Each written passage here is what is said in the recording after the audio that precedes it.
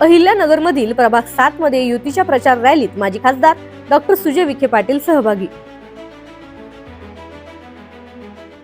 प्रभाग 7 मध्ये युतीच्या प्रचार रॅलीला मतदारांचा उत्स्फूर्त प्रतिसाद मिळत आहे।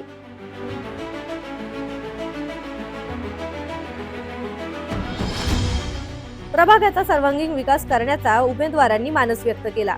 यावेळी युतीचे उमेदवार माजी महापौर बाबासाहेब वाकळे, पुष्पा बोरुडे, वंदना ताठे, वर्षा सानप यांनी मतदारांशी संवाद साधला।